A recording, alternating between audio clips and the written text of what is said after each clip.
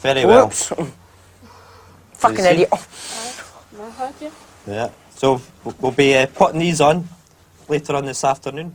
All of us, I think, feel obscenities and sort of angry curses rising in us, but we repress them, we inhibit them.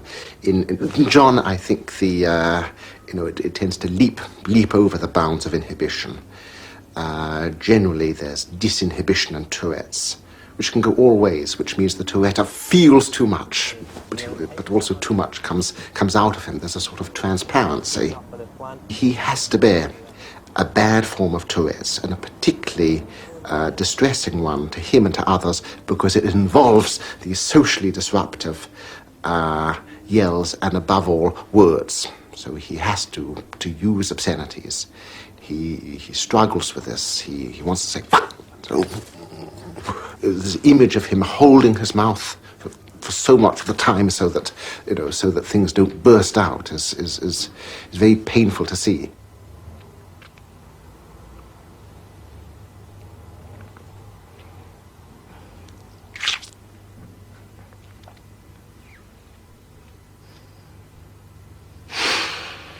We sometimes say to him, for goodness sake, John, you can't, you don't have to do that, stop it.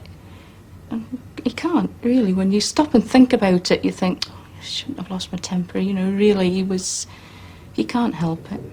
But it's difficult to live with. It's terrible to live with. Shut up. Thump you one. Now, come on, behave. Tea time is no fun. The cake in the centre of the table is covered with a plastic box to keep John's spit off it.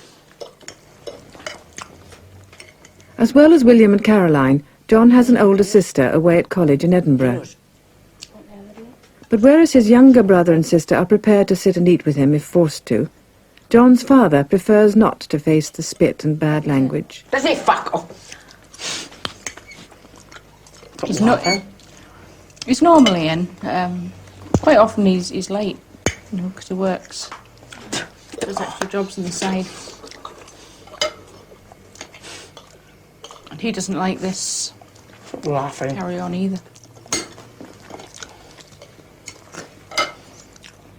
It put a great strain on us. We came to the point where we were breaking up because of my husband's attitude. He tended to go and drink to get away from it. Which I don't blame him. If I could have done something like that, I think I use my work. When I'm at work, I forget about the house. Fucking little butt. Stop laughing, you. They sometimes have their friends to stay. Caroline has a friend that comes and stays the night sometimes, and William invites his they friends just in. accept John. They're not for that, bad. Mum. It's the older children don't like it as much. Now you see why I don't like sitting with him. That's the worst habit he's got. Is the spitting. You not wanting that bit of It's fish? the hardest one to live with, Mum. really. Are you not wanting that bit of fish? You can have it, John, if you want. I don't like the chips, Mum. I thought you were full up. It's the chips I don't like. Too greasy. No, right you are. Brain food, John. Pardon me.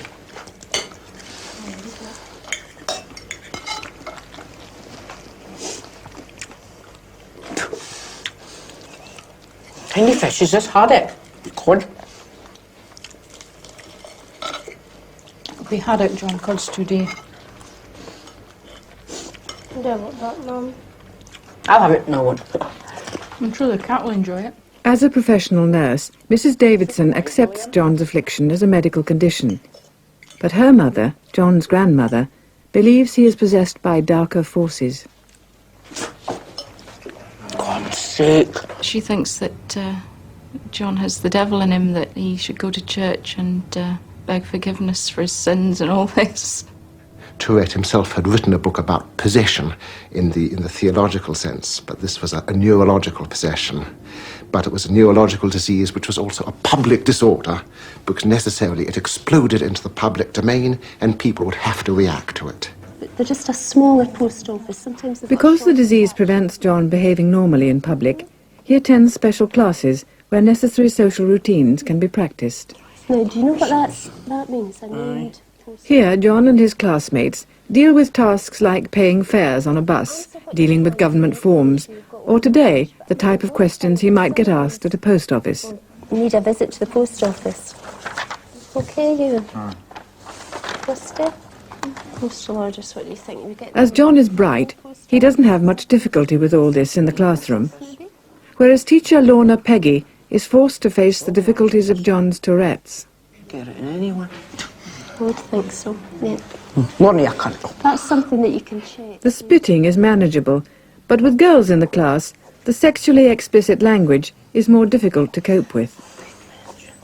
So many of the things he says have a sexual connotation, and when girls are around, these are the things he says.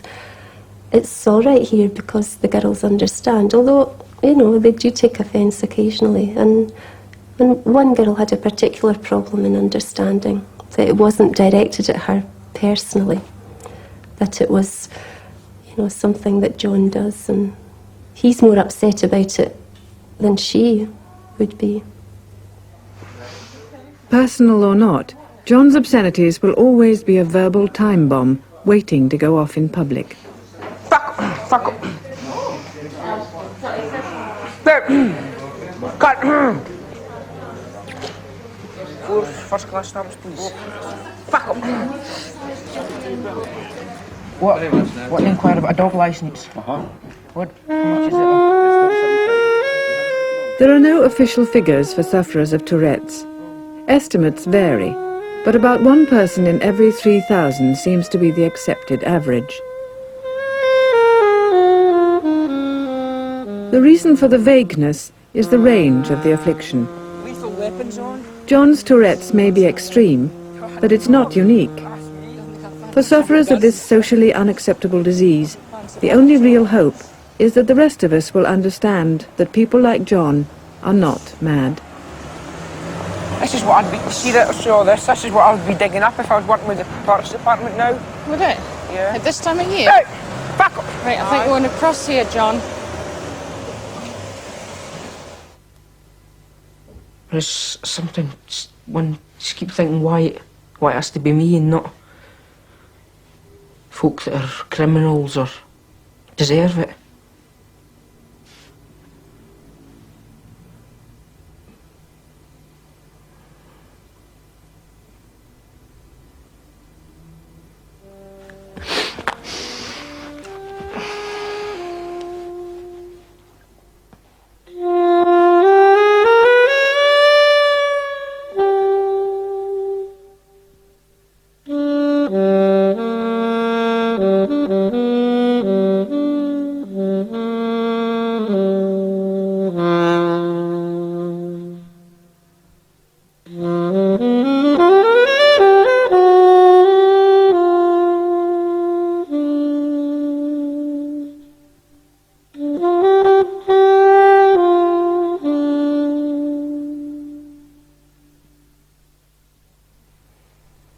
Come on, stop.